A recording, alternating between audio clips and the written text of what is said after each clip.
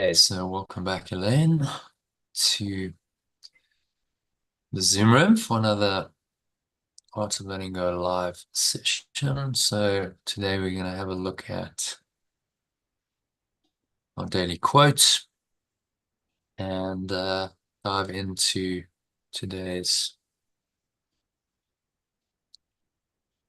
lesson and the precursor to that lesson, which is an insert on what is salvation.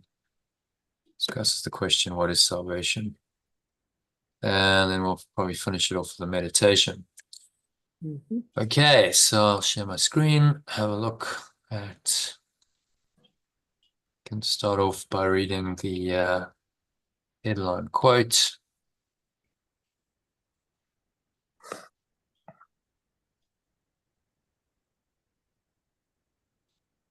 To kick it off.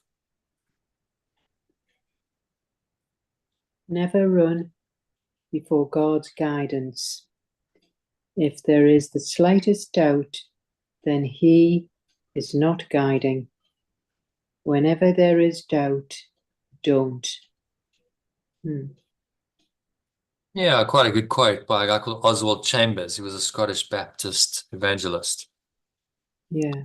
Giving us guidance on how to follow God's or love's guidance. If you feel any doubt, which is a form of fear, obviously, then its guidance has been obscured by your ego belief in separation, which is the source of all fear.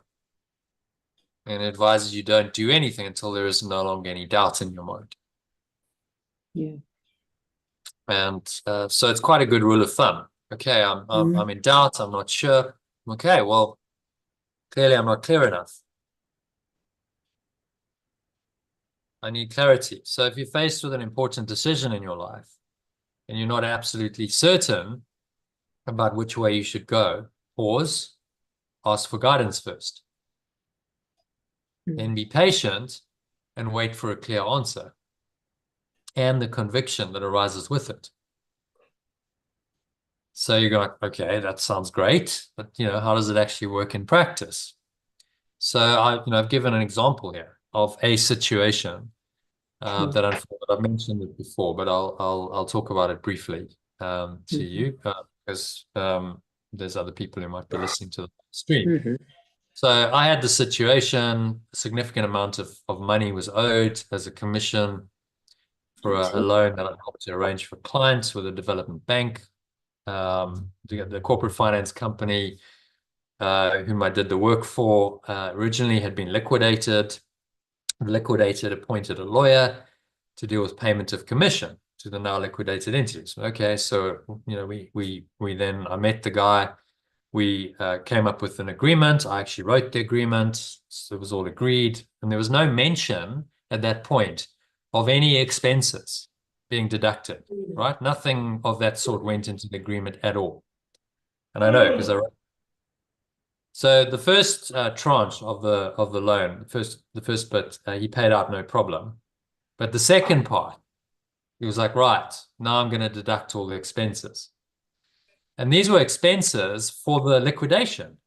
It's like, well, I argue as well, that's not our problem. If the company is being liquidated, that's the company's problem. It's not our problem to pay for your liquidation. It's a bit like saying, oh, the company's getting its share, but now we expect everyone to pay for our operating expenses. It's like ridiculous. Well, why is that the case? But because it was a liquidation, he was trying to budget. Anyway, so he then made an offer to pay net of these expenses and other administration costs, which I thought was outrageous.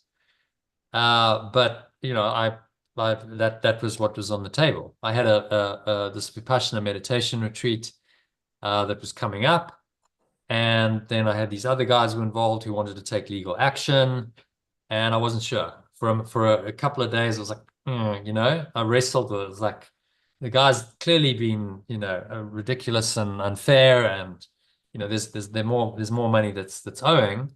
But I could be right, and I could go, okay, well, if we're going down the legal route, I probably can't go to the Vipassana meditation retreat because I have to stay here, do stuff. So I just asked for guidance. And the guidance came to me not in a formal meditation or reflection on the problem, but when I was chopping vegetables to make a salad, which is, I remember the moment very clearly. It was, suddenly it just dropped in.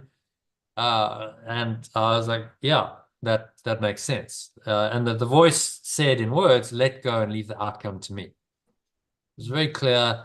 And in that moment, I suddenly felt calm. It's like, okay, that's clear. I know what to do now. Just accept the offer, go with it. And I did. And within 24 hours, I'd been paid a lot less than I was due, but nevertheless, I got, substantial payment. And that then allowed the Vipassana retreat to happen, which was very profound. I've shared it before. I had a very profound mystical experience after 9 days. Again, just let go of the practice. I lay down, which I said you shouldn't do, but I lay down on my bed when I was supposed to be meditating, and then, just suddenly this intense presence, the Course calls it a holy instant. All conscious thoughts and sense of time dropped away.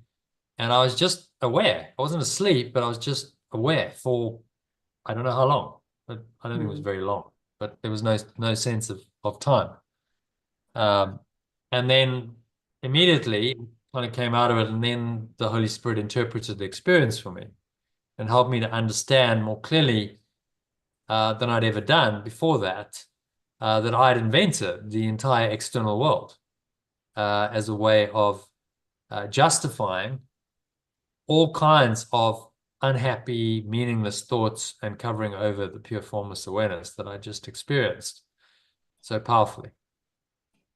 That was the clear message, which is really the only thing of any real value. And I cried. I was like, I can't believe I've done this. I've miscreated a world. I've pulled the wool over my eyes. Literally, I've created this whole insane dream just to cover over this awareness that I've just experienced. Well, why would I do that? That was very silly. And then a lot made sense. It was just like everything.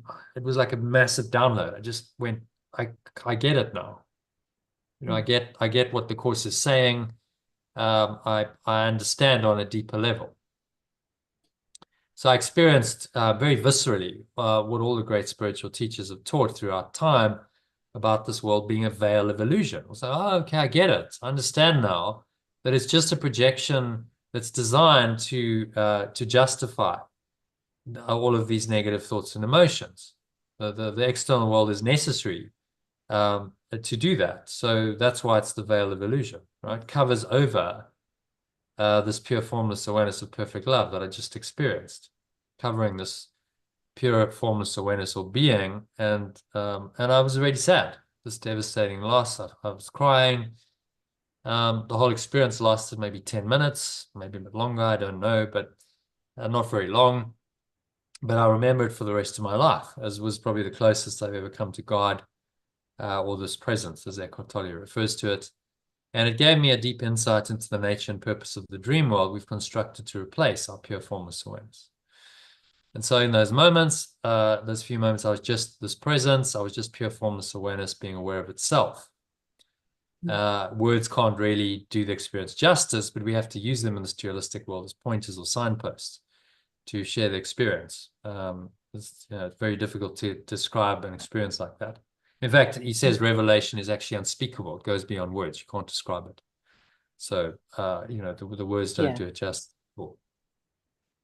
So letting go of my attachment to money, my imagined grievance in the seemingly difficult situation that preceded the retreat, opened me up to have this mystical experience that helped me awaken spiritually and no doubt made me a better teacher. Very soon afterwards, within a week of that, I started the Art of Letting Go course, which is the first really proper course that I'd run with John and Sue as one of the participants. And then from them, many referrals, including you, came.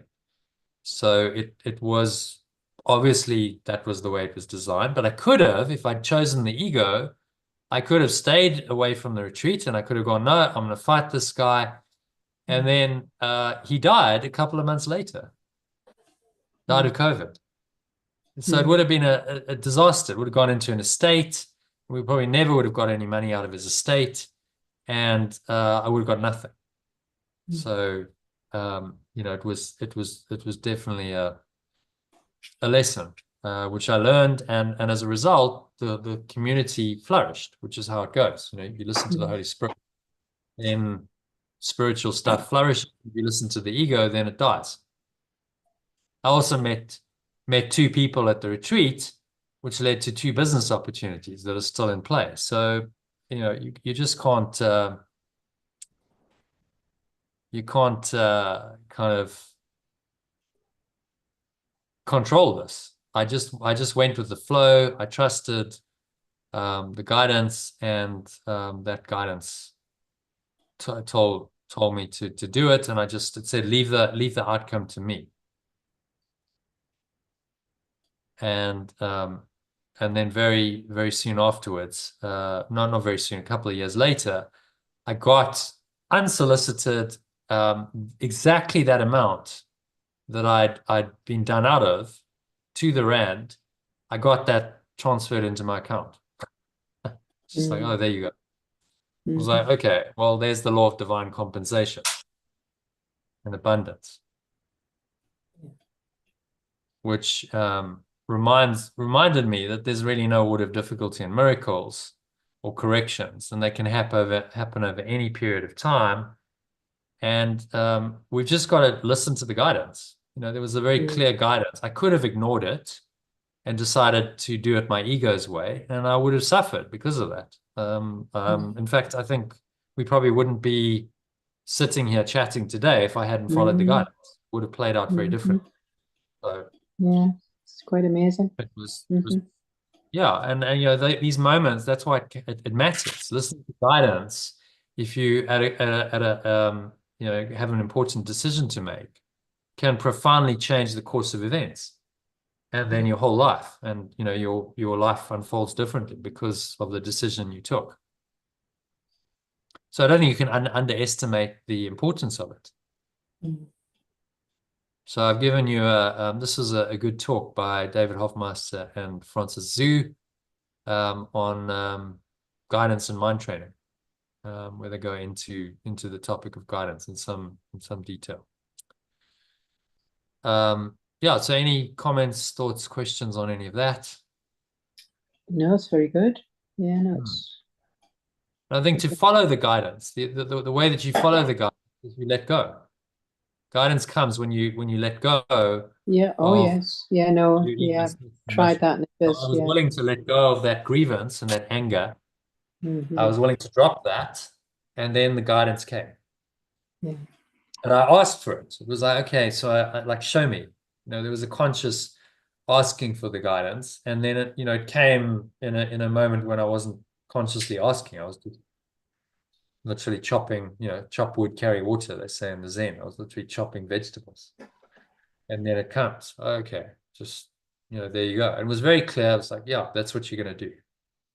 And I just in time, because he'd given a deadline. So it was like, that was the expiry of the deadline that night. So I was like, okay, sit down, just send it off. No drama. I didn't make a fuss. I didn't say, well, this is unethical. I just said, right, I accept your offer. Here's my invoice. Very, very simple. No drama. And because of that, I got paid, and I've been repaid for that decision many times over. This community, it's brought me a tremendous amount of peace, happiness, learning myself. I'd say it's worth it. Whatever I paid, whatever I was was due has been more than repaid in another way. So. All right, so that brings us to our lesson today, which is connected to this. The lesson's all about guidance. So let's jump into that. This is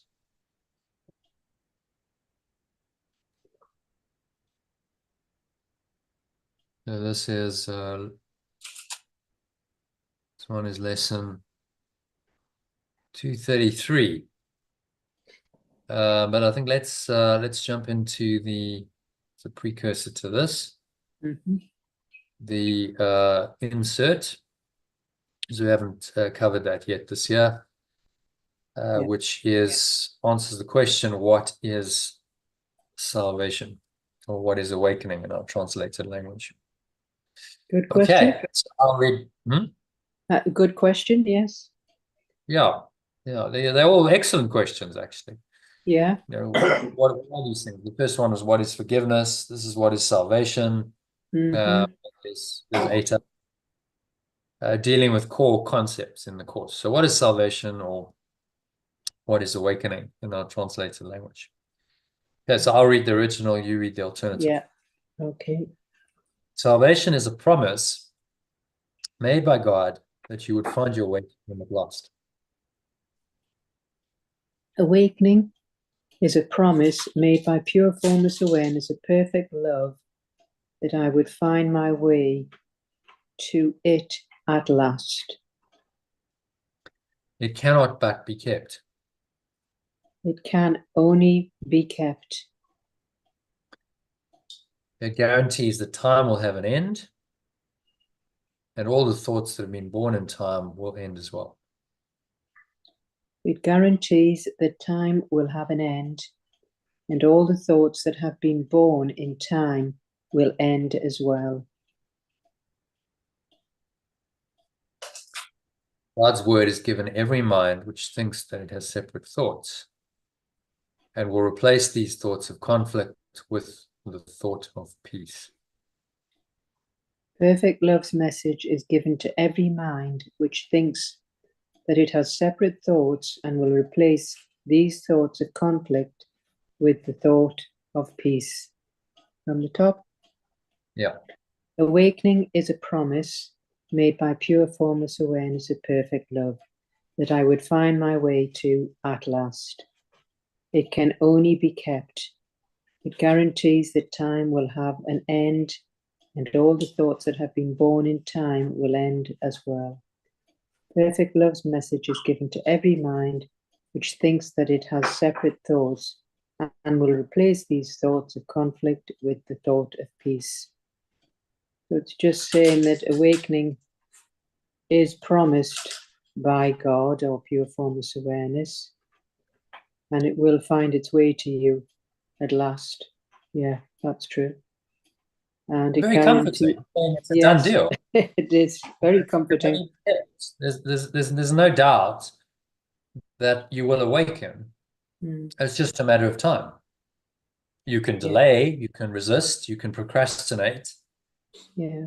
But eventually every mind will awaken, because that's the will of God. That's the overriding, the most powerful purpose in this dream is to awaken. The ego, of course, has other things to say about that. The No, ego, it's got no chance. There's no chance yet. Nonsense, and it's got all kinds of substitutes for that. But in truth, that that's it. That is the overriding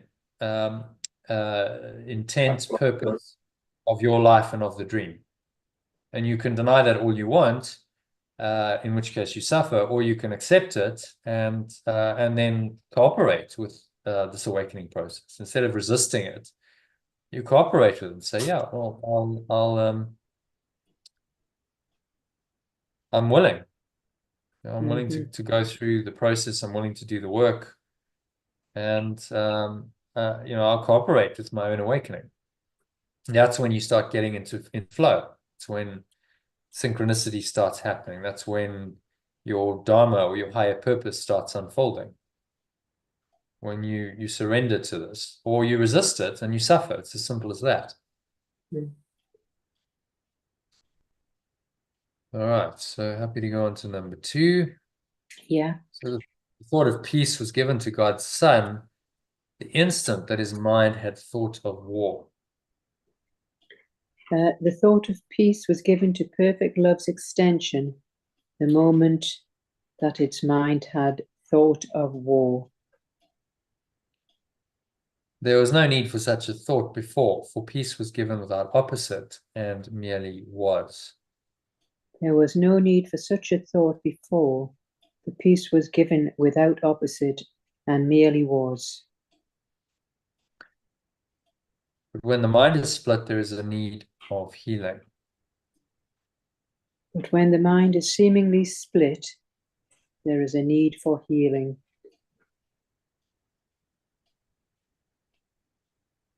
So the thought that has the power to heal the split became a part of every fragment of the mind that still was one, but failed to recognize its oneness. So the thought that has the power to heal the split became a part of every fragment of the mind that still was one, but failed to recognize its oneness. Now it did not know itself and thought its own identity lost. Now it did not know itself and thought its own identity was lost. From the top, the thought of peace was given to perfect love's extension the moment that the mind had thought of war. There was no need for such a thought before, for peace was given without opposite and merely was. But when the mind is seemingly split, there is a need for healing. So the thought that has the power to heal the split became a part of every fragment of the mind that still was one, but failed to recognize its oneness. Now it did not know itself and thought its own identity was lost. Okay. So it's just about this thought of peace was actually given to God's Son the moment that the mind had thought of war. So it was already there, but this split was needed to do the healing. And yeah. And the healing was needed. The healing is needed if you have a split.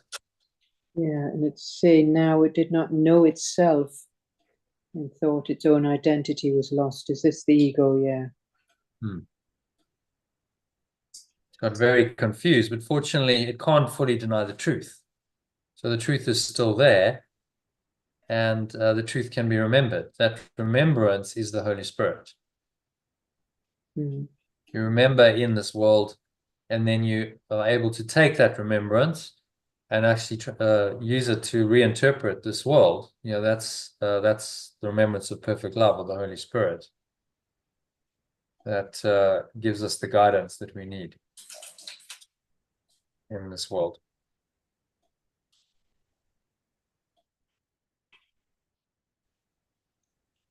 So it thought its own identity was lost. I think that's the key point. When we split our mind, we deny our source. We think that our own identity is gone. And that is a pretty dire state of affairs.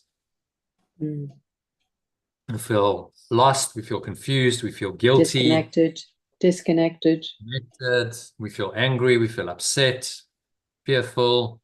All of that gets projected out, and then we see the range of human behaviors that happen from that state of mind. They're not pretty. It's not not functional ways of living and behaving. But it all comes from the delusion that you are a separate self and that you are guilty. All right. Any other thoughts on number 2? No, that's good. Okay.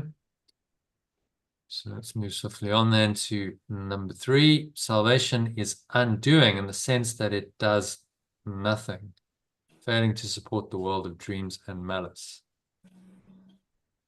Awakening is undoing in the sense that it does nothing, failing to support the world of dreams and malice. Thus, it lets illusions go. So it lets illusions go. By not supporting them, it merely lets them quietly go down to dust. By not supporting them, it merely lets them quietly disappear to nothing. And what they hid is now revealed, an altar to the holy name of God, whereon his word is written, with the gifts of your forgiveness laid before it, in the memory of God not far behind. And what they hid is now revealed, a foundation to the whole identity of perfect love, on which its message is carried, with the gifts of my letting go laid before it, and the memory of perfect love not far behind. Okay, from the top. Yeah. Awakening is undoing in the sense that it does nothing, failing to support the world of dreams and malice. So it lets illusions go. By not supporting them, it merely lets them quietly disappear to nothing. And what they hide is now revealed, the foundation to the whole identity of perfect love, on which, with the gifts of my letting go laid before it, and the memory of perfect love not far behind. So it's just saying this awakening will not support all our dreams and malice. It's about undoing the sense that it does nothing. It's just who we truly are. And it's saying gifts of letting go will allow the perfect love to follow not far behind. Hmm. So not supporting them and letting them disappear to dust. Hmm.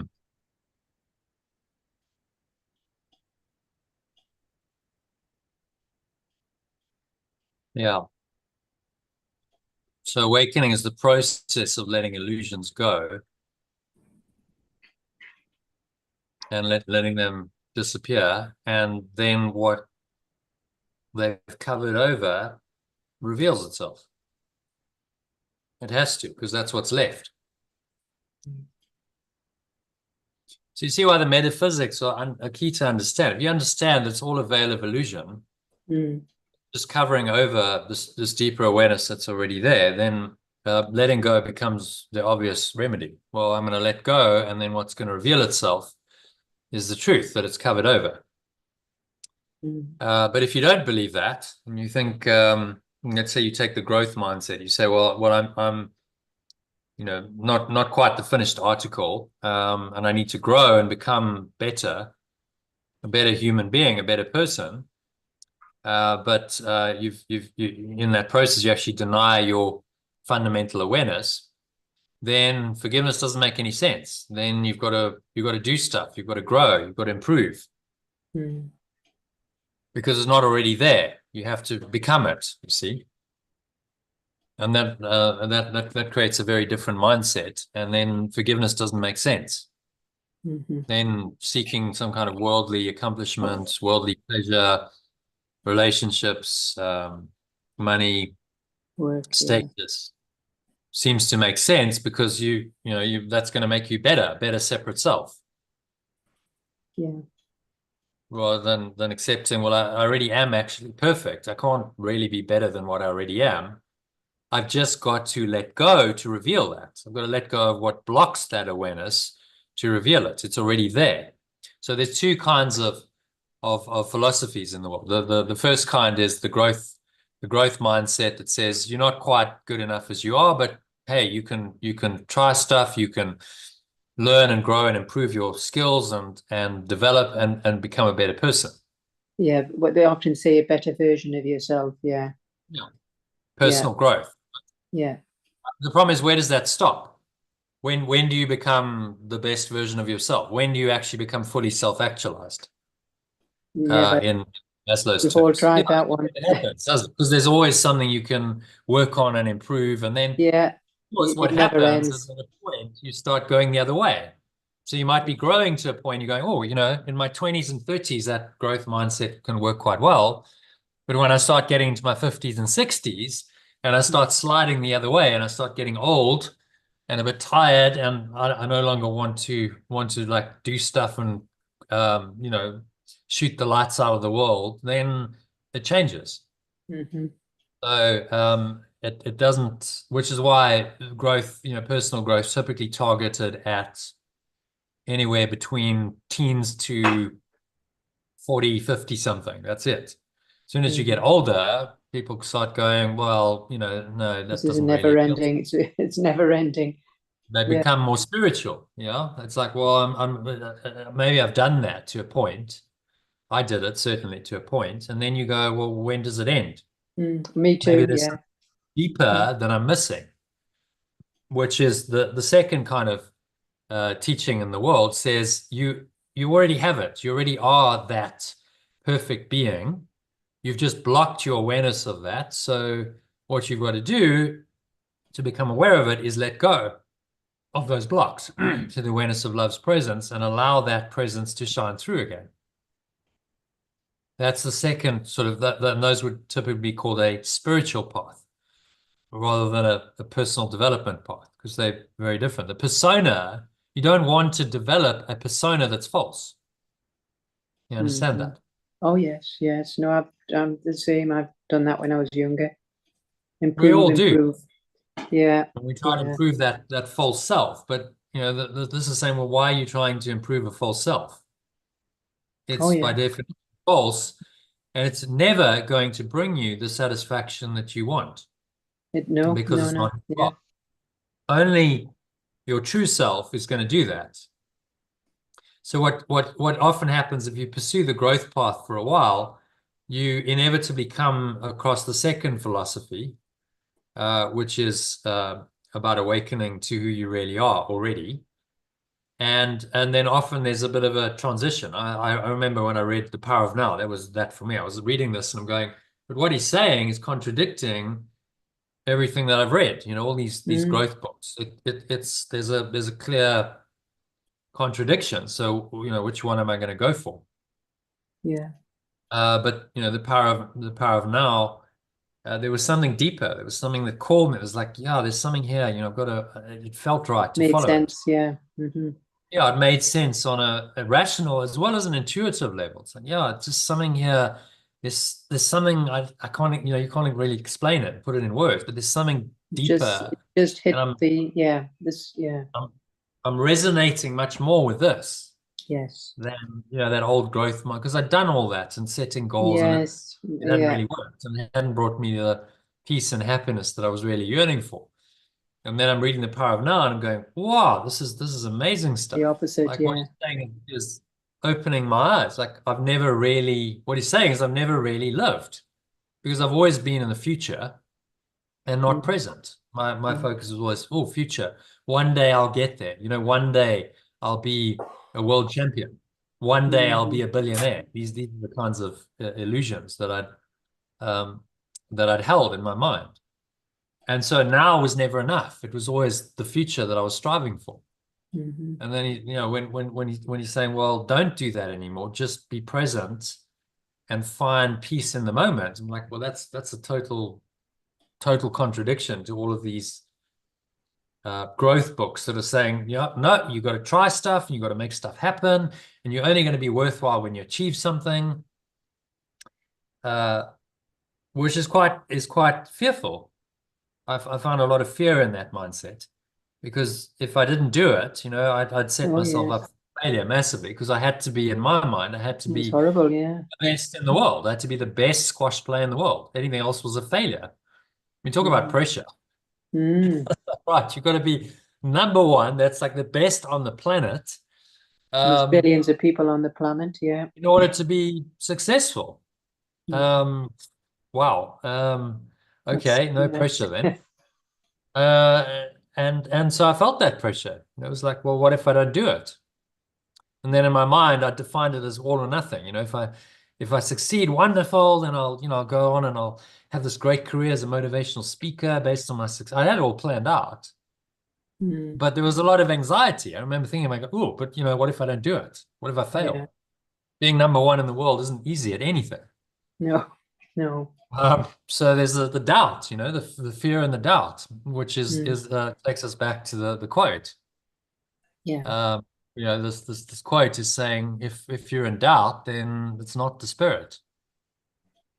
There's the slightest doubt, then he is not guiding. So through all of that, that was the ego guiding me, and the ego is always doubting.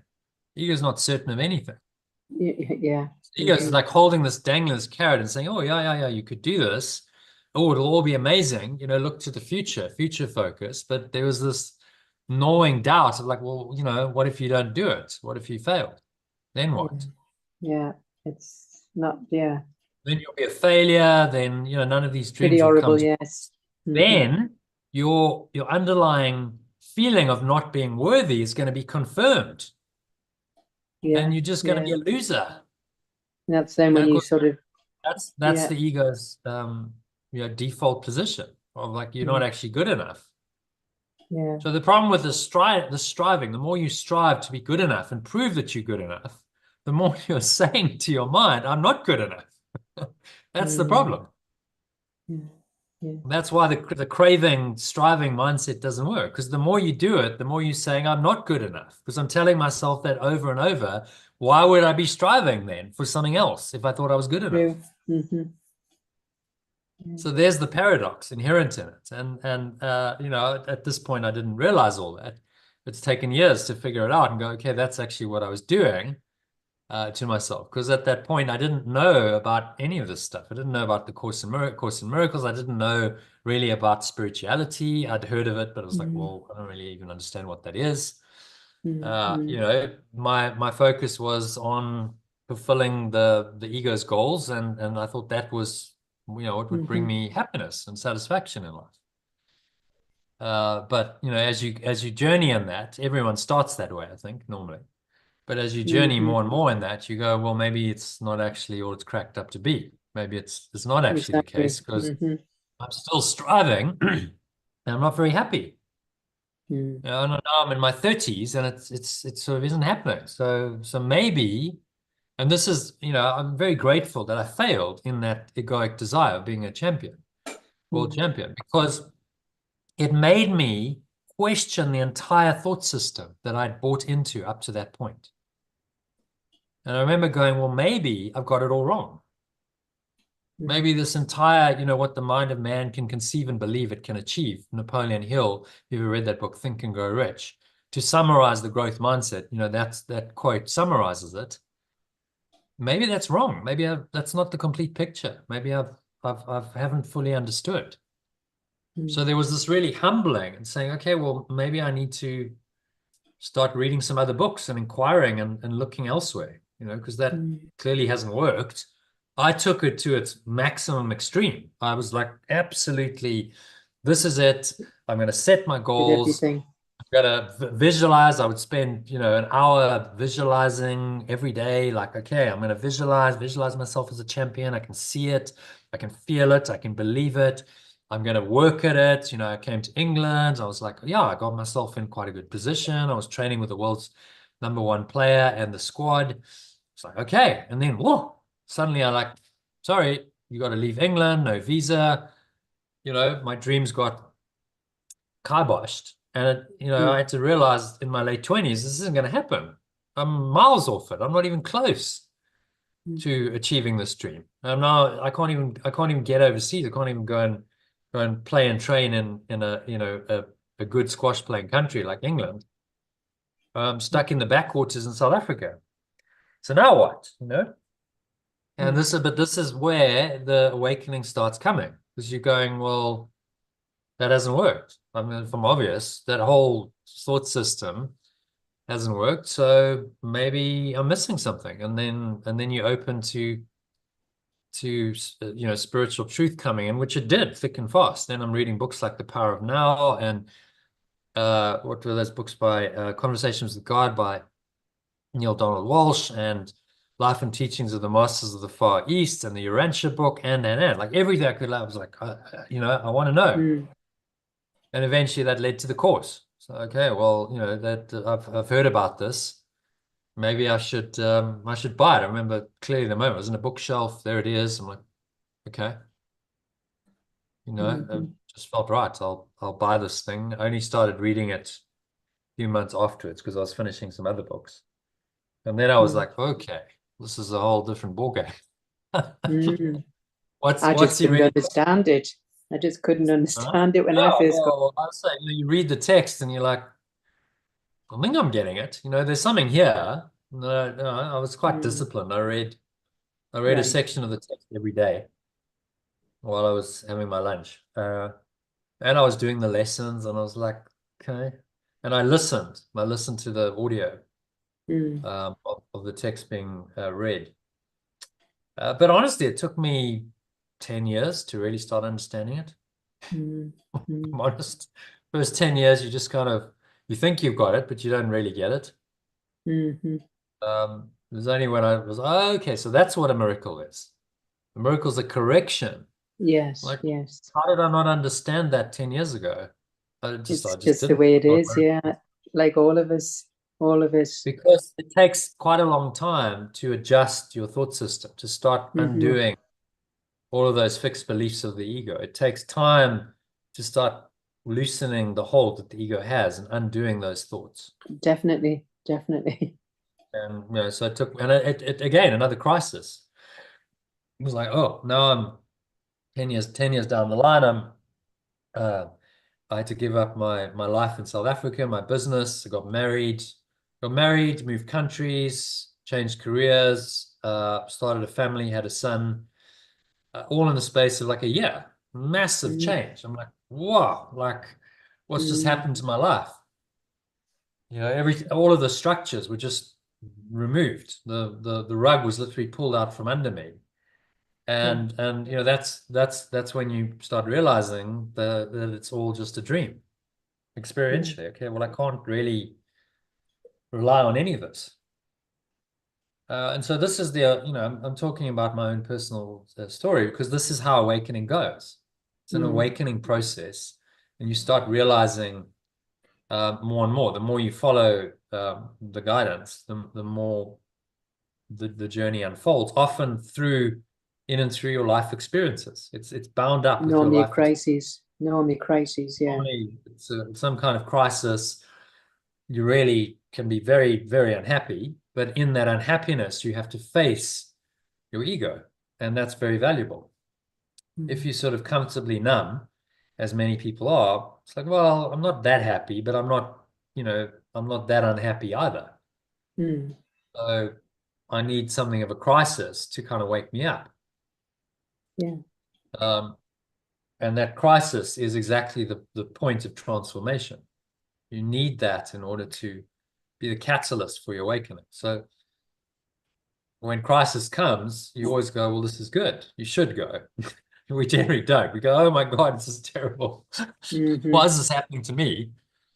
But actually it's the opportunity to awaken. That's what it's presenting. You remember in the Matrix, Yeah. when Neo, the crisis has come, right? So he's at work, and now the agents are coming to get him, and he's trying to escape them. He's running around, and Mm. he's on the phone to Morpheus. And Morpheus says, "Go out the window over the scaffolding. That's your only way out."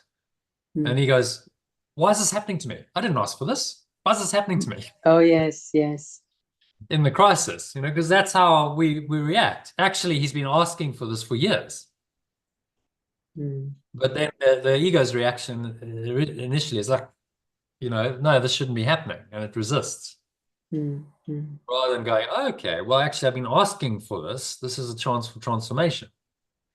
In hindsight, maybe we do that, but at the time, we too often just get sucked into the ego and go, oh my God, it's terrible. I just want it to go back to the way it was, but it's never going to be the way it was Yeah. because life moves forward. Yeah. Mm-hmm. So what Yeah, he's really saying in fascinating. this passage is that it's already there.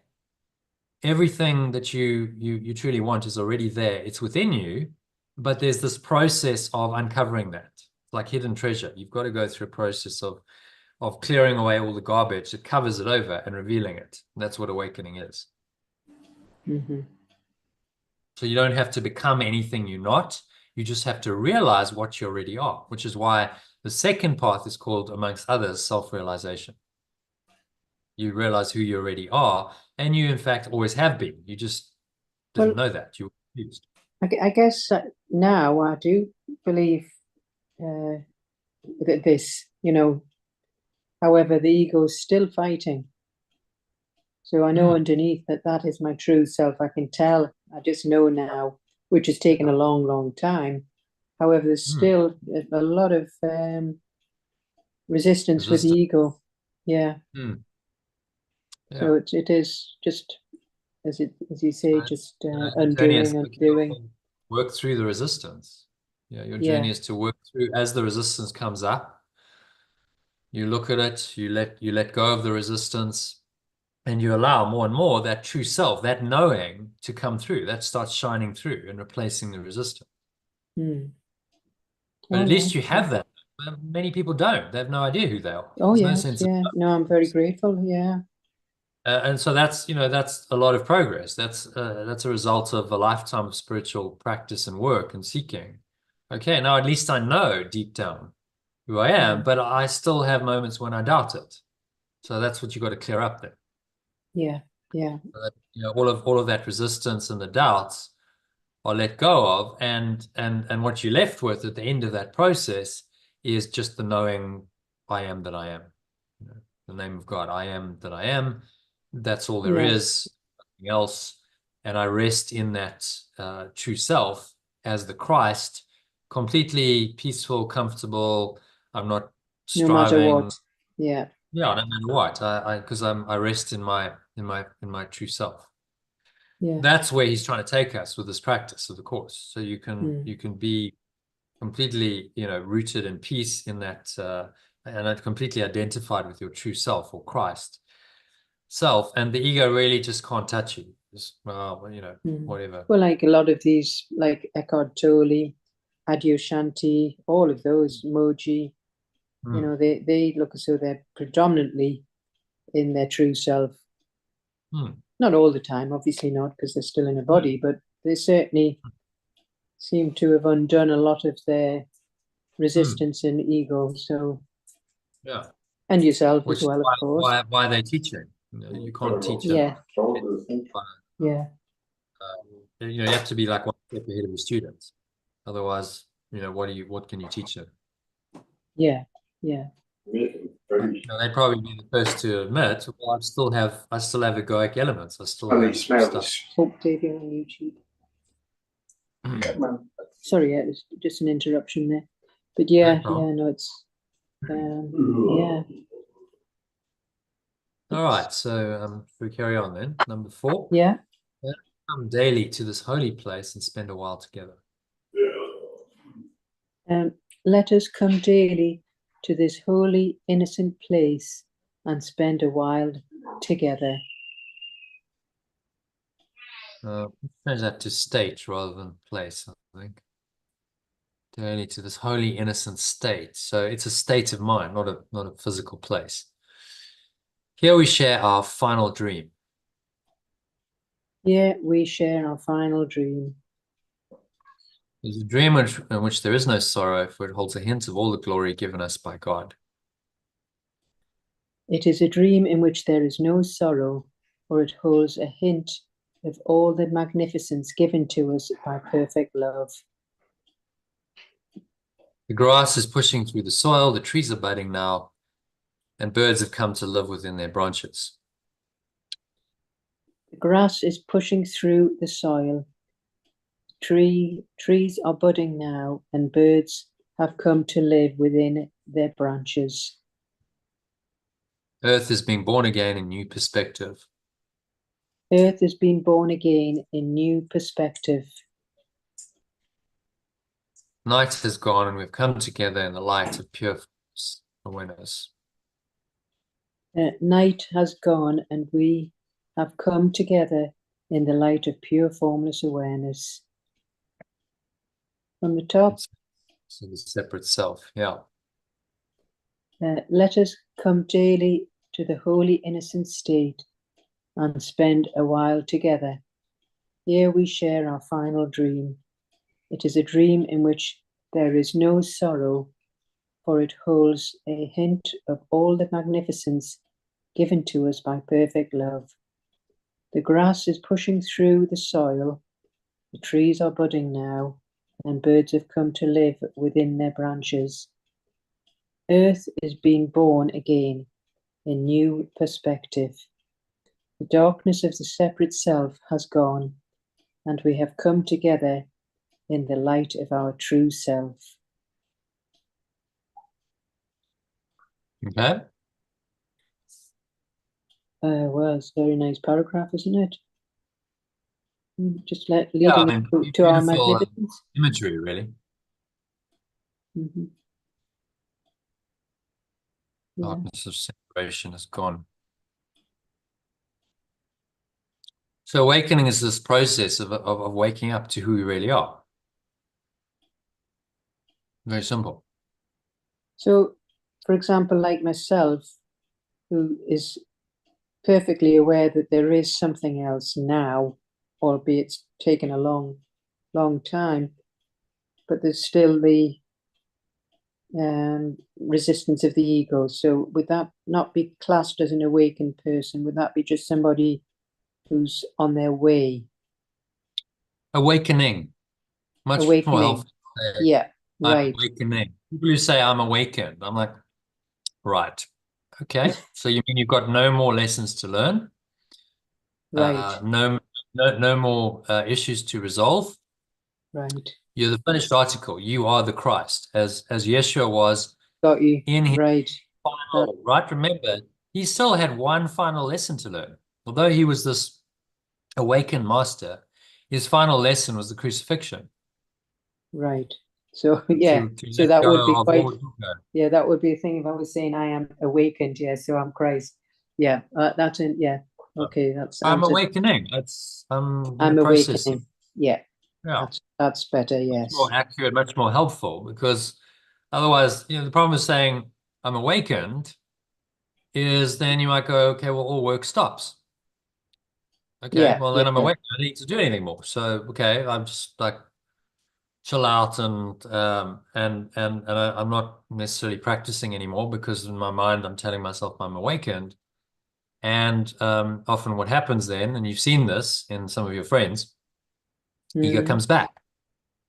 mm-hmm.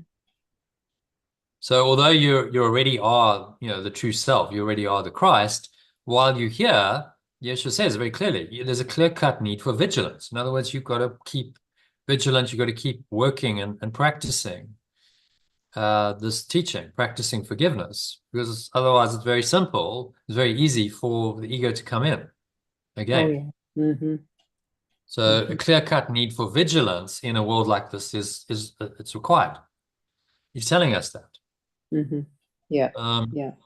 so as high as you go, even the likes of Muji and Adyashanti and Eckhart Tolle, they still have their practice. I've no doubt. They still are practicing. They still have challenges. I was listening to Eckhart Tolle about a year ago, and he said, "Oh, I just had cancer," Did and he he? was diagnosed. Yeah, Oh, I didn't know that. yeah, but Okay. he got through it. He let it go, and he said, "Well, then I had another test, and it was gone." Oh So wow. he No chemo. went into no, I mean, well, he's not going to use chemo, and that would be a complete denial of his of his spiritual principles. He Yeah, went yeah. into presence. He said, I really looked at it, and I did, probably some meditation. Oh Although wow. he says he doesn't formally meditate, but he brought presence into it Right. and really just let it dissolve in the light of presence, and then he had a checkup, and it was okay. I Okay. think I haven't followed. I just heard him speaking Right. in one of his talks a while ago. So, Wow. he's Okay. such a challenge, but he overcame it with presence rather than with the ego. Right. Mm. Very interesting. So, the journey continues. As long as you're in human form, experiences come, tests, challenges arise, but it's the way that you deal with them. Are Mm-hmm. you practicing the art of letting go, or are you practicing the ego's art of holding on and getting, more attached? That's the question in Yeah. every situation. Yeah. Yeah. So it becomes more about a way of life, you see. Instead of, oh, I'm awakened, aren't I so special? It's like, no, I'm awakening. It's a work in Right. progress. I'm Yeah. humble.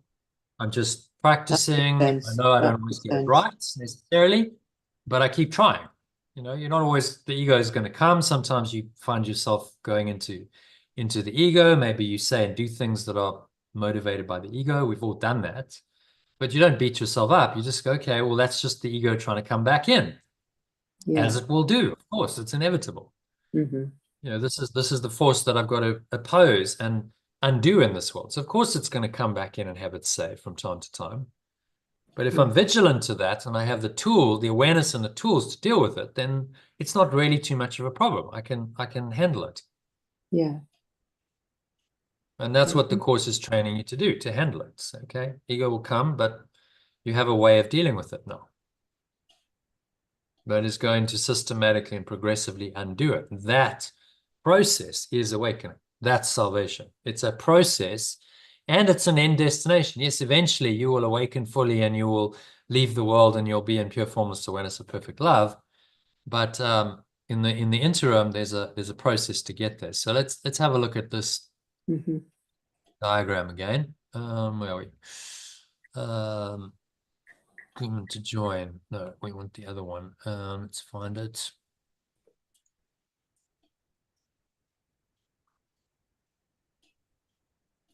So awakening is here. Yeah, Oh, awakening, healing, yes, yes. I mean, I've seen it correction, many letting times, go. but yeah. It's the process of transforming from being identified with your ego and this world. Awakening is the process of transforming your mind so that you identify with the true self. Yeah. And the true self is connected to this other world, pure formless awareness of perfect love. So awakening doesn't belong here because there's no need for awakening. You're already awakened Yeah. at this point. Yes. Right. Awakening is needed if you're seemingly unawakened. It's needed as the transition from being unawakened and asleep to waking up fully. That's what awakening is, or salvation. Salvation, awakening. It's a process. Yeah. So remember that. You know, if you take anything away from Yes. this particular section, it's a process, ongoing process, which will continue until the day you die. Yes. Mm-hmm. And the Yeah. humble acceptance of that process is what the course is teaching us. You know, it's a course in miracles. Miracles are the process happening real time. When a miracle or correction happens, this process of awakening is unfolding in your life.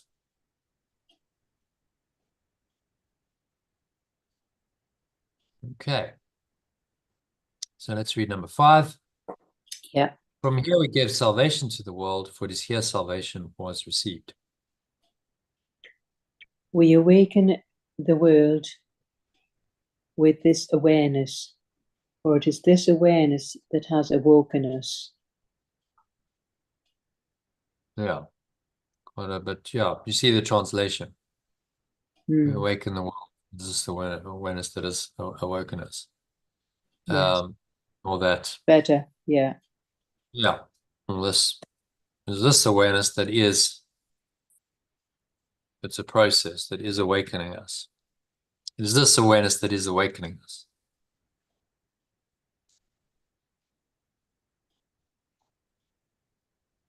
The song of our rejoicing is the call to all the world that freedom is returned, that time is almost over, and God's Son has but an instant more to wait until his Father is remembered. Dreams are done, eternity has shined away the world, and only heaven now exists at all. The song of our rejoicing is the call to the whole world that freedom is returned. Time is almost over, and perfect love's extension has only a moment more to wait until its source is remembered. Dreams are over, eternity has shined away the world, and only the state of pure formless awareness now exists at all. So it's just saying we awaken the world with this awareness. That's awakening us. So what music to our ears, or what rejoicing to the world that the freedom is returned and time's over, almost over.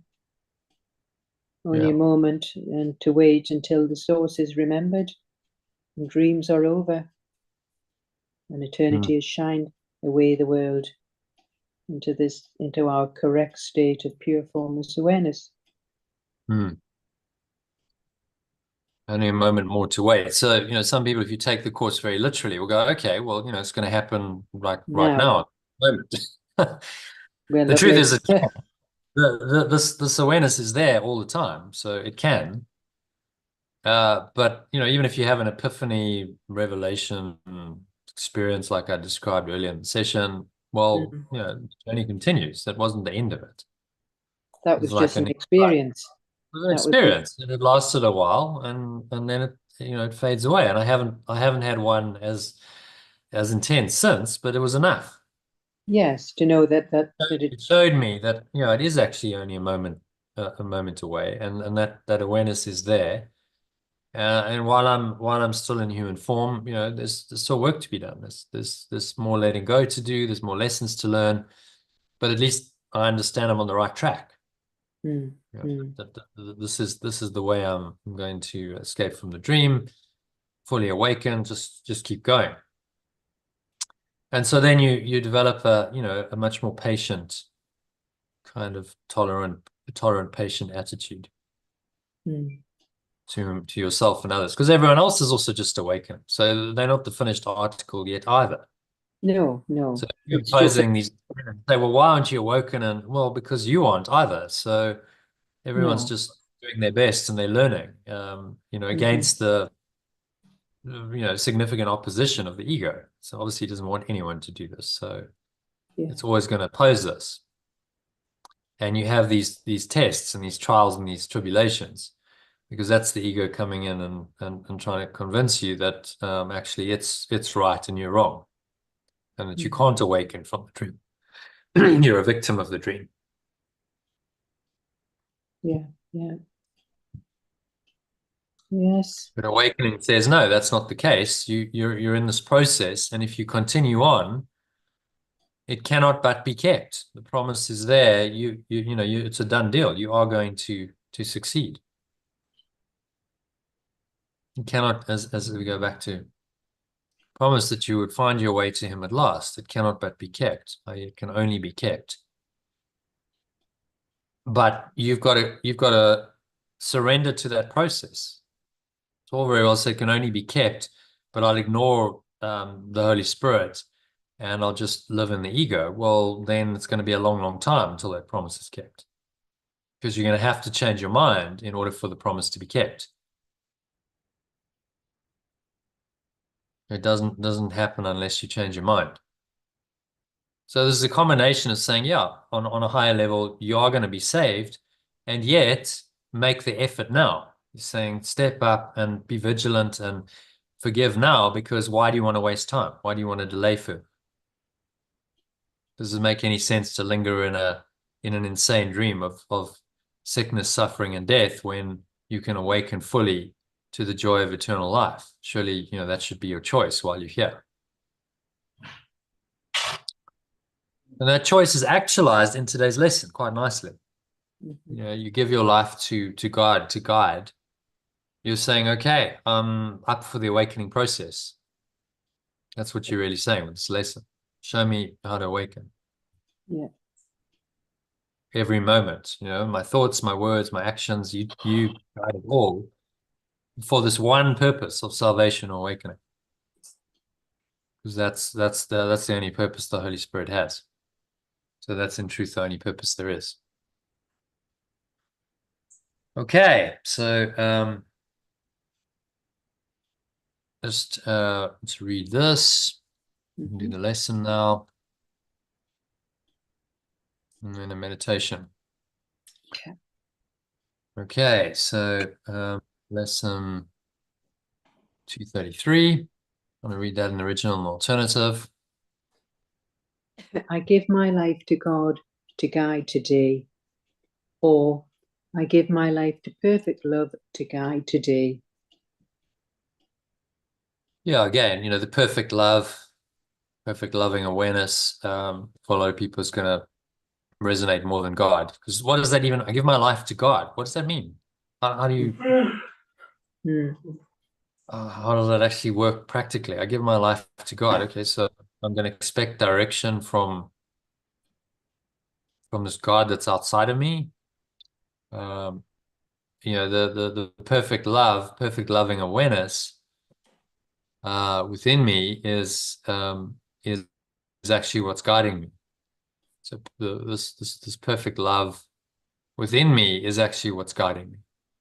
Okay, that makes a bit more sense now.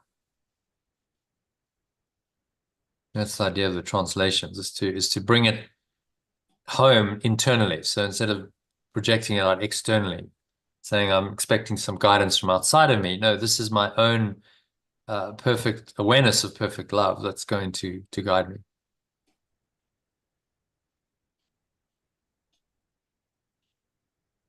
Okay, so let's read the prayer. Shall I read? I'll read the original alternative.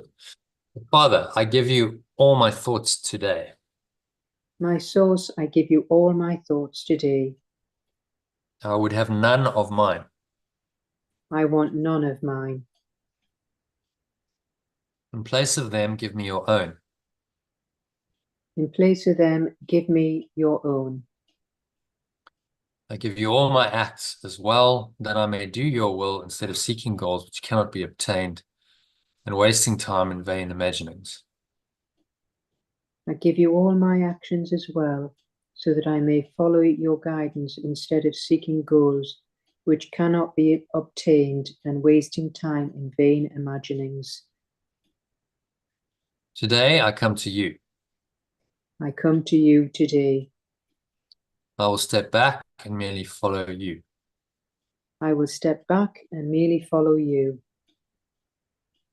Be you the guide and I the follower, who questions not the wisdom of the infinite, nor love whose tenderness I cannot comprehend, but which is yet your perfect gift to me. I invite you to be the guide, and I will be the follower, who does not question the wisdom of the infinite, nor love whose tenderness I cannot comprehend, but which is still your perfect gift to me. From the top, my source, I give you all my thoughts today. I want none of mine. In place of them, give me your own. I give you all my actions as well, so that I may follow your guidance instead of seeking goals which cannot be obtained and wasting time in vain imaginings. I come to you today. I will step back and merely follow you. I invite you to be the guide, and I will be the follower, who does not question the wisdom of the infinite, nor love whose tenderness I cannot comprehend, but which is still your perfect gift to me.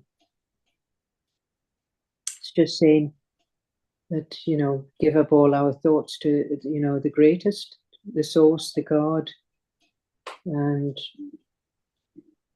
everything, any guidance, whatever it is, just hand it over. Invite the guide in, and we will be the follower.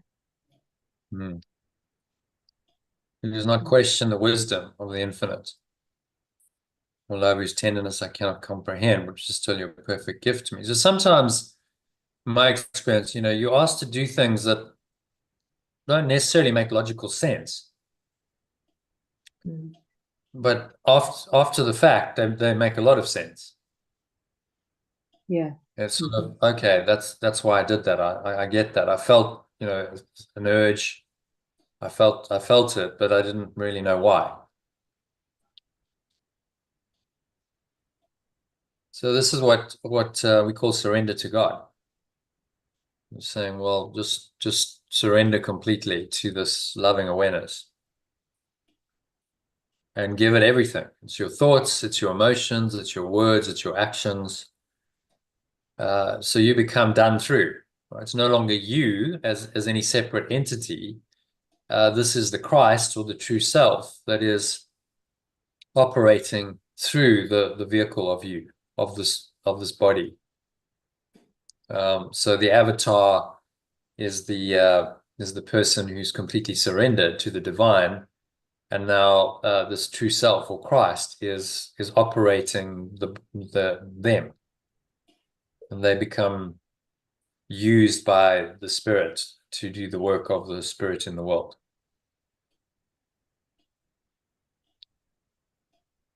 So it's a call to, completely let go, completely surrender everything to God, to Spirit, and step into the flow of that. Allow yourself to be completely guided in every way and every aspect of your life. And of course, the ego comes in and says, "Oh, no, you can't do that. I'm going to reserve elements of your life for me." So he calls it full transfer of training. When you've truly let go of the ego, then that transfers across every area of your life. It's your personal life, your social life, your family life, your work life. All of it is given over, and you're guided in every situation to be the true self or the Christ that you are. Okay. So call to complete surrender. And then just number 2, today we have one guide to lead us on. Today I have one guide to lead me on. And as we walk together, we will give this day to him with no reserve at all.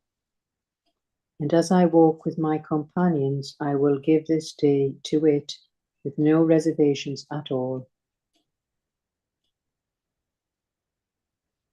This is his day. This is perfect love's day. And so it is a day of countless gifts and mercies unto us. And so it is a day of countless gifts and blessings to me. And then from the top. Today I have one guide to lead me on, and as I walk with my companions, I will give this day to it with no reservations at all. This is perfect love's day, and so it is a day of countless gifts and blessings to me. Yeah. Lovely. Yeah. So surrender, flow, gratitude, joy, love. It's all part of one thought system. You're saying just give up on your own way. Surely by now you've realized that doing it yourself doesn't really work very well. Mm-hmm. Surely. Taken long enough, yes. It takes us many years, to figure that out, doesn't it? Yeah, absolutely. Yes. I learned that lesson in my late 20s. Really, I was still So you were had some quite more. young, yes. Most people, it's middle age. Oh, because I've failed so miserably. I'd tried If you had everything. such a My way, given it everything, and I failed. I just didn't even come close. So then I'm like, okay, well, maybe I just have no idea. Maybe I'm just missing something. Maybe I don't, there's a humility, like saying, okay, well, I did it my way and it didn't work. I completely failed. So maybe I've got to be open to another way. So failure can be your best teacher, because it can humble you and say, okay, well, all of the arrogance of the ego just disappears. Yeah, I was speaking to someone today, and he was like, "Oh, and my family's this, and like it's all about the $1 billion," and I'm like, "Oh, you've got a lot to learn." That's a lot to learn, Oh yes, yeah. because it's all it's the falsity of the ego. I'm like, I'd like to take you on a retreat, strip you down, say, "Okay, you got nothing, none of that, no money, no No, family, no one really cares what your name is, doesn't matter." Just yeah, your core. Who are you? Who are you really? That's the key. yeah. But they're not going to listen to you. Wow. So there's, yeah. And get to the very essence of it. And life will, if you follow the guidance, life will sometimes do that to you because it's needed. Like I've been stripped down a couple of times, and although it was painful at the time, it was really very needed. Me I hadn't too. had those Yeah. experiences, Hmm. I would still believe in that old thought system, still be very much in my ego. Yeah. Yeah, needed the complete Stripping humbling down. of like, Yeah. Me too. I don't really have a clue. Hmm. So humility, is the counter to arrogance. I don't actually know, but I'm willing to learn and be taught and be guided. So if I don't know, but if there is one that does know, there's this infinite intelligence we call the Holy Spirit that's accessible. Well, why don't I just tap into that and listen? Surely that's a better idea than trying to do it myself Yeah. and mess it up again and again. And that's really what this lesson is saying. As an affirmation, a prayer or affirmation, good prayers are really affirmations, saying, I give my life to God or perfect love to guide today. Mm. It's a And mean conscious it. It's got to letting it really go. let it sink in rather Letting than it just let it. go. I'm surrendering Yeah. to perfect loving awareness. So if I'm holding any fear, any aggression, any attack thoughts, any guilt, it's not perfect love, is it? I've got to No. let that go. So Well, that's how you actually. yeah, it's like my lessons with families, obviously, Mm, a recent one with Dave's family, mm, and that I can feel the attack, and I have to keep mm, constantly letting it go. mm.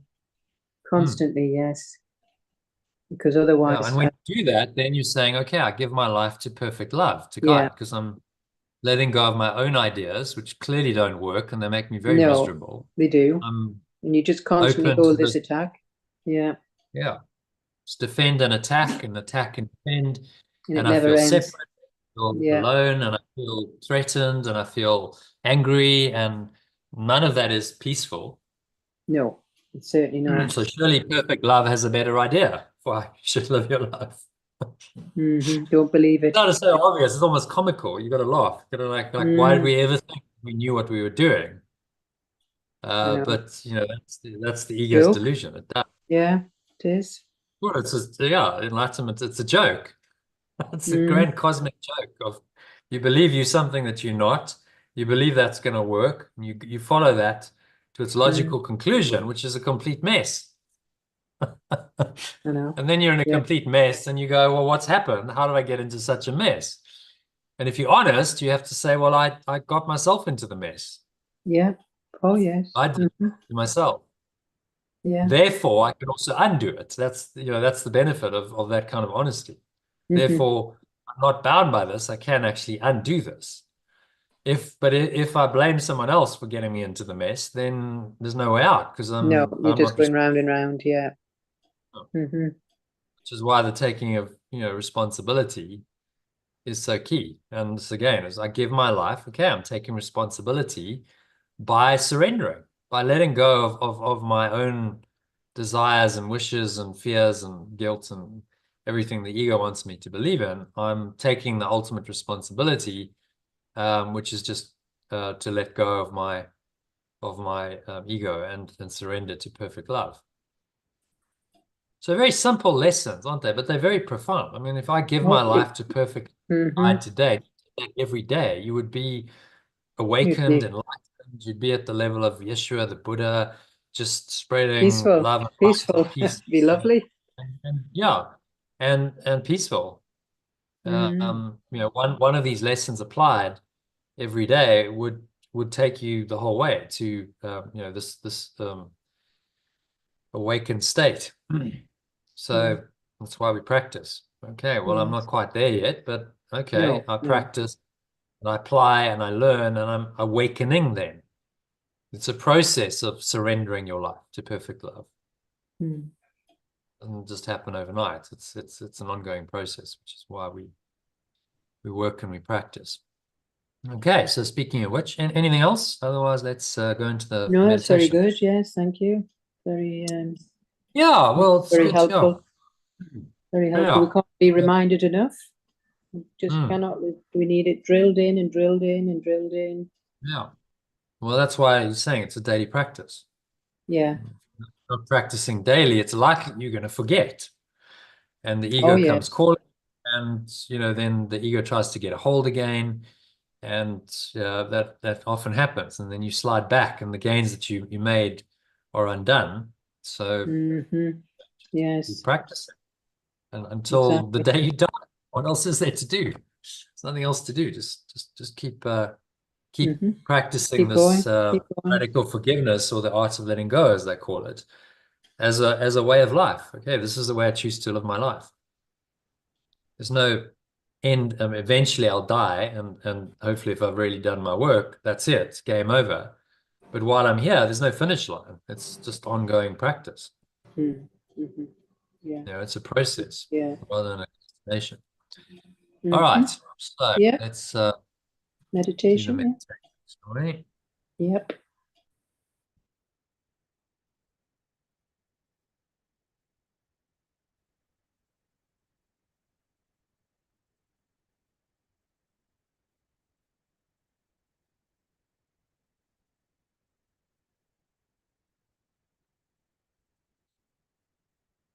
Okay, so this is the meditation on today's lesson, 233. We're on to, so just making yourself comfortable, sitting comfortably with your feet shoulder width apart, your back straight, cup your hands in your lap, close your eyes, and start off by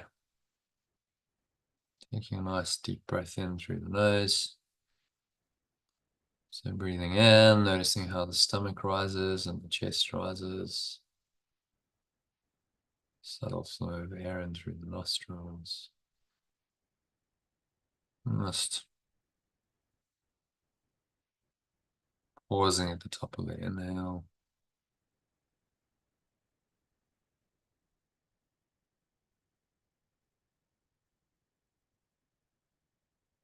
Scan your mind. Notice any thoughts, any feelings, emotions, related body sensations going on, particularly anything that feels negative, limiting, contracted, constricting in any way. Just breathe into that and remind yourself of today's lesson. I give my life to God, or prefer the alternative version, perfect love, to guide today.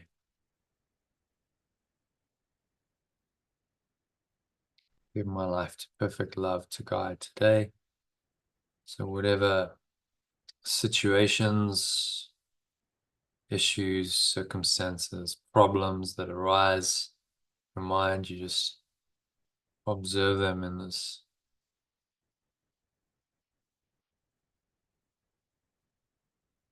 very calm, somewhat detached way. You're able to just look at them, breathe in again, top yourself up with air and this presence of perfect love.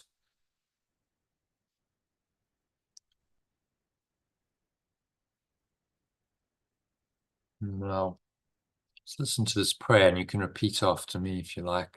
As you exhale, have a sense of letting go as you give all your thoughts to your source. And my source, I give you all my thoughts today. Blow them out. Blow them away with the breeze of your breath to the nothingness they really are.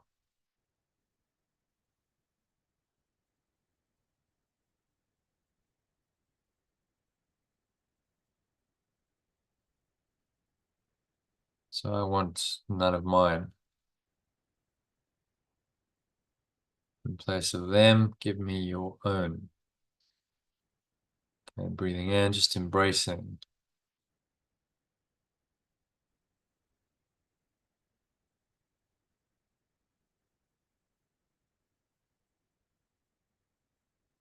Give me all my actions. In place of my thoughts, give me your own.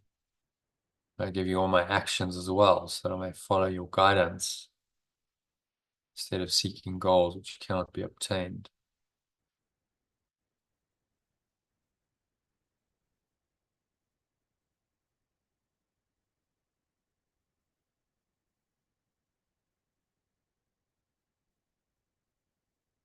I come to you today. So breathe in this presence of perfect love. You're inviting this presence in. That's what it means by I come to you today. I will step back and merely follow you.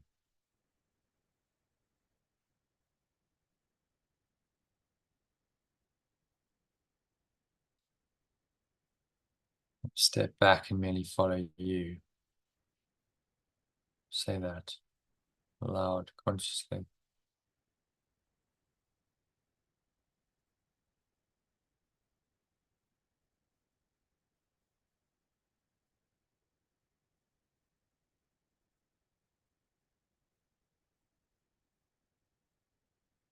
I invite you to be the guide, and I will be the follower, who does not question the wisdom of the infinite. Nor love whose tenderness I cannot comprehend, but which is still your perfect gift to me. So breathe in this love, this wisdom, this tenderness. Allow it to rise in your heart and your mind.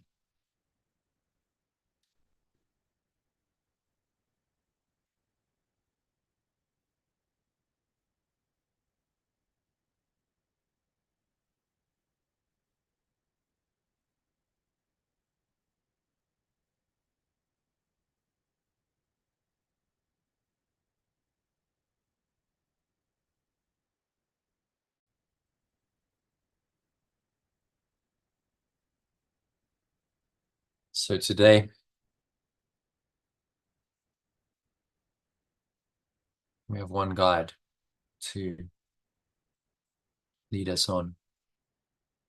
And as we walk together,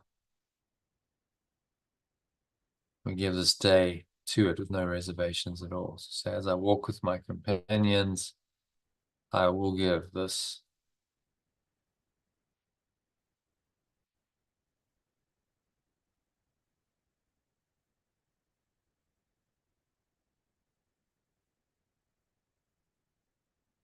as I walk with my companions, I'll give this day to it with no reservations at all.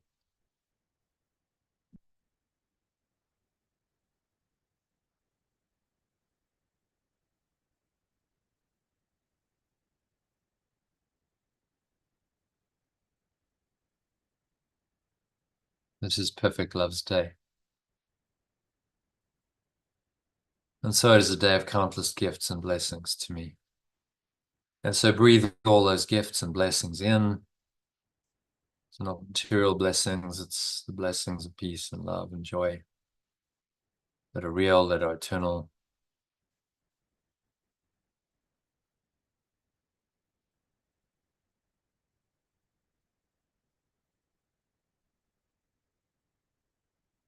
And just feel that gratitude. So breathing in the abundance of this philosophy, the countless gifts and blessings, which are not necessarily material, that can be symptoms of it, but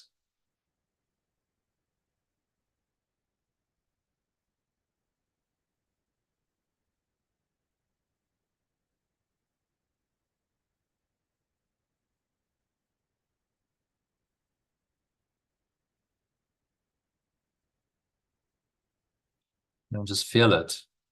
Feel the gratitude. Put one hand on your heart center, that helps. Breathe in. Just immerse yourself into this field of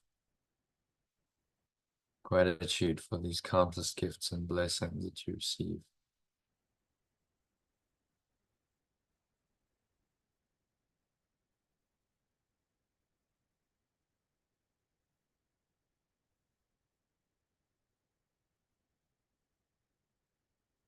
There's nowhere else to go. There's nothing else to do.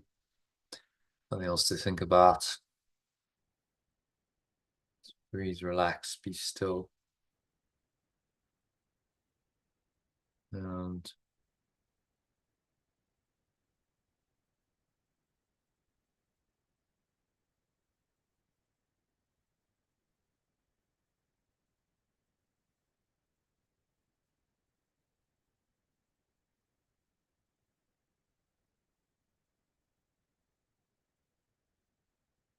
sinking inwards, going deeper with each breath.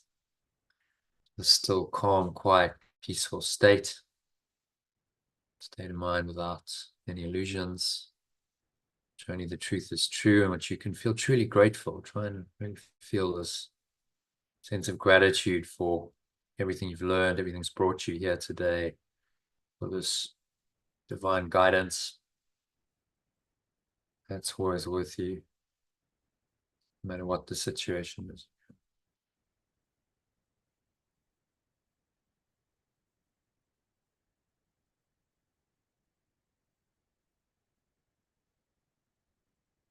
Just let this gratitude arise in your mind, in your heart, feel it, and just immerse yourself in it for a couple of minutes. Nowhere else to go, nothing else to do.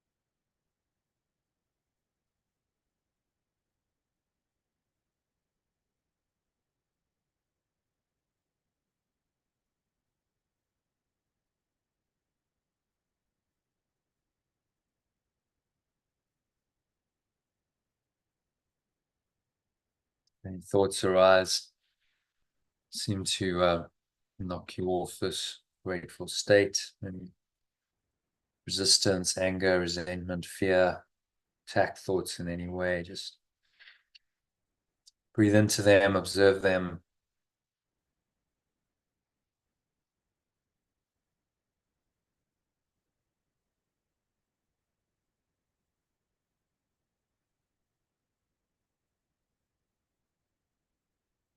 Remind yourself of today's lesson that I give my life to God, or to perfect love to God today. This thought has no part in perfect love, so it can be released or let go of.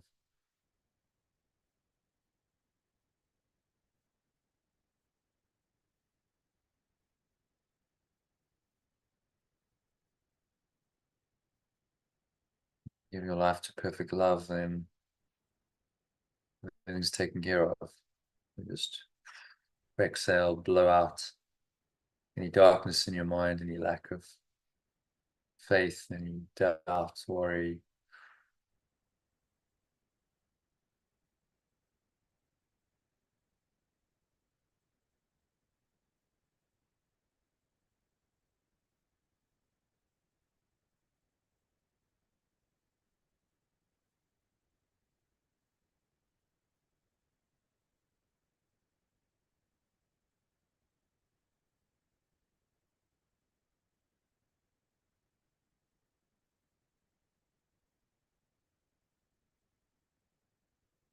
Let's feel the gratitude for a minute or two of deep silence.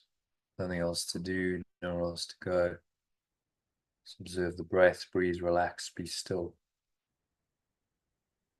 and surrender into a state of being completely connected to your source, of doing what the lesson says, being guided, surrendering your life.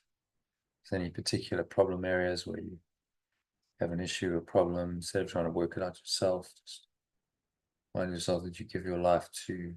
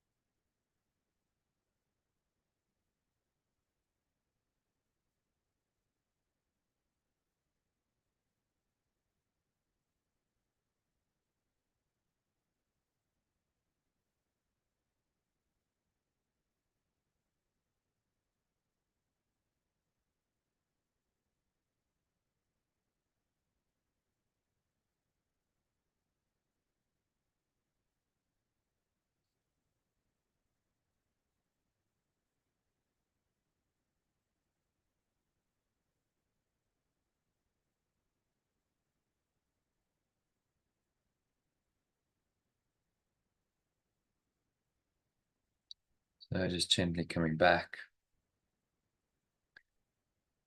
Now bring your mind back into an awareness of your body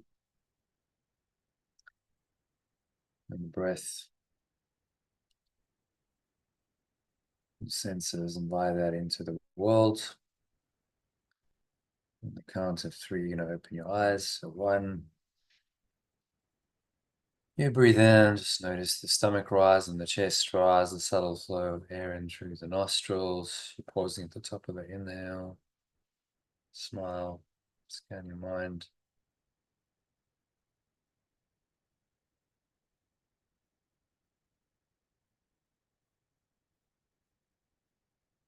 Notice any thoughts and emotions, related body sensations going on, particularly anything that feels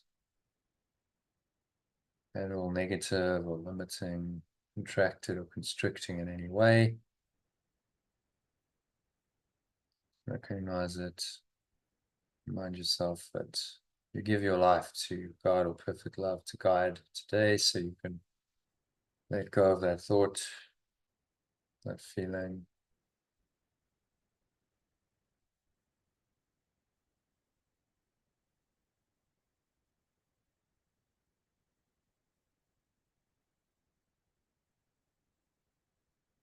Feel that nice, peaceful presence. Connect with it, anchor it, and set the intention to stay here in this peaceful state that comes from guidance for the rest of the afternoon and evening. Use the lesson to top you up into this frequency of peace and trust, faith. If needed, you can listen to one of the meditations I've sent you, or a shorter breath break. So practice this and just restore your mind into this guided, connected state.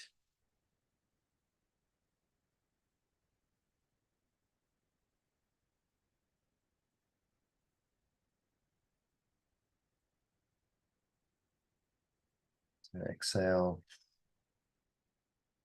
from the truth that you give your life. Perfect love to guide today, blowing out any negative thoughts and emotions like a dark cloud or black smoke, leaving you.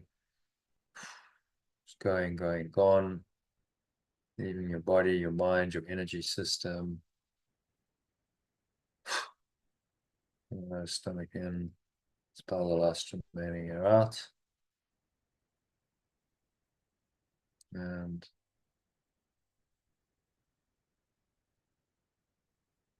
just rest.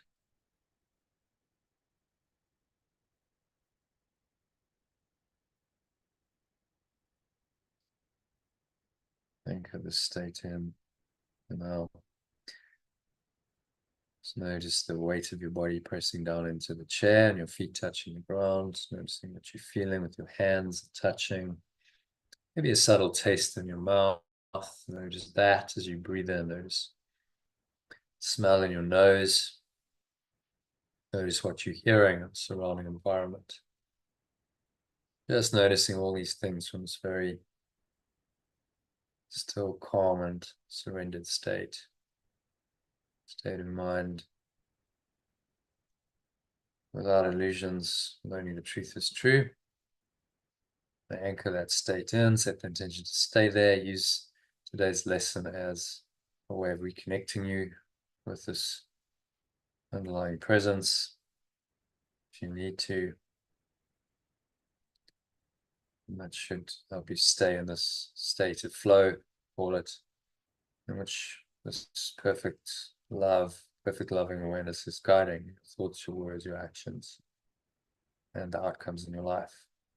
So it is said, so it is done. You can count to 3, open your eyes. So just take a minute to look around, observing objects in the room around you in this very calm, clear, connected state. Look at any object. Notice this deeper awareness that underlies the object. Look at something else. And notice that it's the same awareness, identical awareness. Nothing's really changed. And close your eyes briefly, drop into that awareness. Maybe you feel it a bit more deeply because your eyes are closed.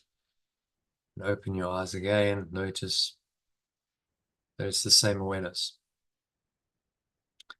Underlying all the objects, underlying all of your perceptions. This is the fundamental awareness. That is God. That is this perfect loving awareness that guides you. So the principle of perfect love is guiding you today. So it is said and so it is done. So that brings us to the end of the meditation and of today's session. All right, so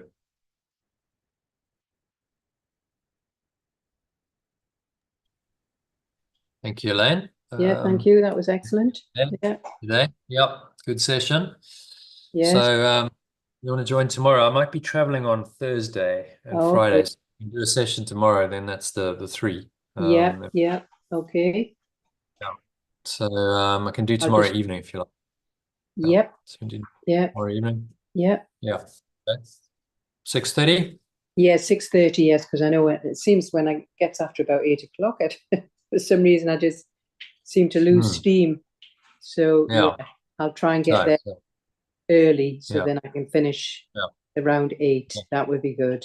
Yeah, perfect.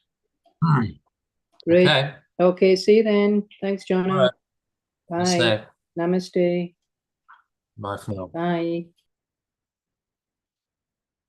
Okay, so that's a wrap for today. Thanks to Elaine for joining. If you watched the live stream, you enjoyed this session, you can subscribe to the channel to be notified whenever I go live, which is 3 or 4 times a week, and access the recordings if you don't catch the live stream on our YouTube channel. So hit the subscribe button. You can also go to lifebuild.com. You can see the spelling of that in the background of the video, just lifebuild with .com on the end, and that there you can subscribe to receive a daily Telegram message, which has the daily quote for the day, the lesson, and meditation or shorter breath break on the lesson, as well as notifications about these live sessions, and some other tools and resources, recommendations of movies. Yeah, it's all freely available at lifebuild.com. So check it out, sign up, and join the group, and then you can join these live sessions as well on Zoom. We send the notifications as well as a link to join. So hope you'll take the next step. Hope you'll join us in one of these sessions soon, and wishing you much love, peace, and joy. And just remember, no matter what seems to happen, that you're only one breath away from surrendering and allowing perfect love to guide you wherever you are in your life. So namaste, which means the perfect loving awareness in me acknowledges and honors that same perfect loving awareness in you.